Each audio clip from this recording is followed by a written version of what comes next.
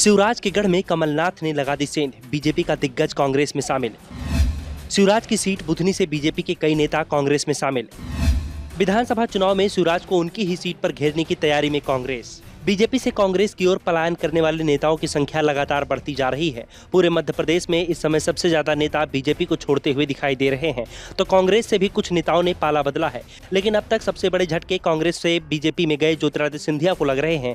सिंधिया समर्थक एक के बाद एक दल बदल रहे हैं, वापस कांग्रेस में जा रहे हैं। लेकिन इस बार झटका सिंधिया को नहीं बल्कि शिवराज सिंह चौहान को लगा है। शिवराज सिंह चौहान के चुनाव क्षेत्र बुधनी से बीजेपी में बगावत हुई है और कई कार्यकर्ता पार्टी को छोड़ गए हैं। शिवराज की करीबी और बुधनी सीट पर बीजेपी के कद्दावर नेता राजेश पटेल बीजेपी छोड़ कांग्रेस में चले गए हैं। शिवराज सिंह चौहान बुधनी सीट से ही चुनाव लड़ते हैं। ऐसे में इस बार शिवराज सिंह की सीट ही मुश्किल में फंसती हुई दिखाई दे रही है। राजेश पटेल को कमलनाथ ने खुद ही अपने हाथों से पार्टी की सदस्यता दिलाई और सिर्फ राजेश पटेल ही नहीं बीजेपी में आए, बल्कि उनके साथ और तमाम सारे नेता शामिल हुए हैं। और बीजेपी को दूसरा सबसे करारा झटका लगा है बालाघाट के पूर्व बीजेपी सांसद बोध सिंह भगत से। वो भी बीजेपी को छोड़ कांग्रेस में शामिल हो गए हैं। इसके अलावा इंदौर के दिलीप सिंह ने भी कांग्रेस का दामन थाम लिया है। राजेश पटेल पर कमलनाथ लगातार नजरें टिकाए हुए थे और आखिरकार वो उन्हें कांग्रेस में लाने में कामयाब भी हो गए हैं।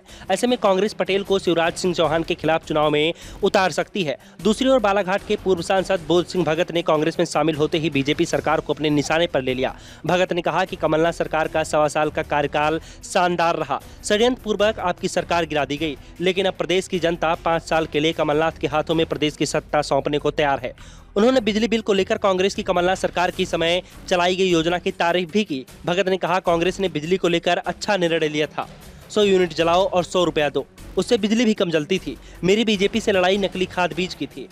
जिस भ्रष्ट मंत्री गौरी शंकर बिसेन पर आय से अधिक संपत्ति का मामला चल रहा था, उसे फिर से मंत्री बना दिया गया।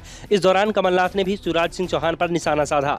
कांग्रेस के प्रदेश अध्यक्ष ने कहा कि सीएम शिवराज कहते हैं कि 1 लाख लोगों को हर महीने रोजगार मिलेगा। मैं कहता हूं, आप जो रिक्त पद हैं उनको ही भर दीजिए। अब ये सिस्टम बन गया है कि पैसे दो और काम करो। पटवारी भर्ती में क्या हुआ, ये सबने देखा। हर जगह यही हालत है। प्रदेश की 70% अर्थव्यवस्था कृषि पर आधारित है, लेकिन उनकी स्थिति खराब है। किसानों को खाद बीज के लिए भटकना पड़ रहा है।